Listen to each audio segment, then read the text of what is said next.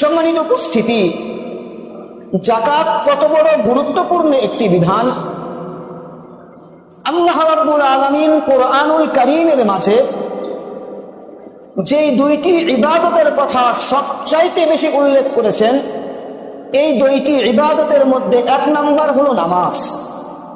প্রায় আল্লাহ রাব্বুল আলামিন কোরআনুল কারীমের ৮০ থেকে ৮২ জায়গায় নামাজের কথা বলেছেন। নামাজের পরে সবচাইতে বেশি আলোচিত ইবাদত হলো যাকাত। আল্লাহ রাব্বুল আলামিন কোরআনুল কারীমের ৩২ জায়গায় যাকাতের কথা উল্লেখ করেছেন। তার মধ্যে ৭ জায়গায় আল্লাহ রাব্বুল আলামিন স্বতন্ত্রভাবে যাকাতের কথা উল্লেখ করেছেন, আর ২৫ জায়গায় আল্লাহ নামাজ এবং যাকাতকে একত্রিত উল্লেখ করেছেন।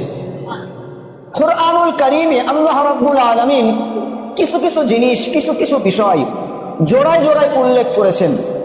যেমন যেখানে আল্লাহ রাব্বুল আলামিন দ্বীনের আলোচনা করেছেন, সেখানে আল্লাহ রাতের কথাও বলেছেন।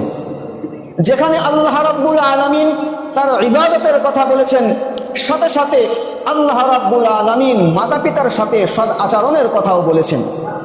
যেখানে আল্লাহ রাব্বুল আলামিন নামাজের কথা বলেছেন, আল্লাহ রাব্বুল আলামিন সাথে সাথে যাকাতের কথাও বলেছেন। তাহলে বোঝা গেল যাকাতটা কত বড় গুরুত্বপূর্ণ বিধান, কত বড় গুরুত্বপূর্ণ বিষয়, যে আল্লাহ রাব্বুল আলামিন সবচাইতে বেশি যেই দুইটি ইবাদতের কথা কোরআনুল কারীমে বেশি উল্লেখ করেছেন, তার মধ্যে এক নাম্বার হলো নামাজ আর দ্বিতীয় নাম্বার হলো যাকাত।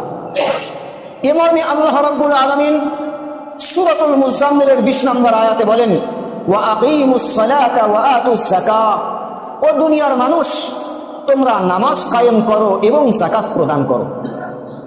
আল্লাহ রাব্বুল আলামিন সূরাতুল বাকারার ৪৩ নম্বর আয়াতে বলেন, ওয়া আকিমুস সালাতা ওয়া আতুজ যাকাত ওয়ারকাউ মা'আর রাকিঈন, তোমরা নামাজ কায়েম করো, যাকাত প্রদান করো এবং রুকুকারীদের সাথে তোমরা রুকু করো।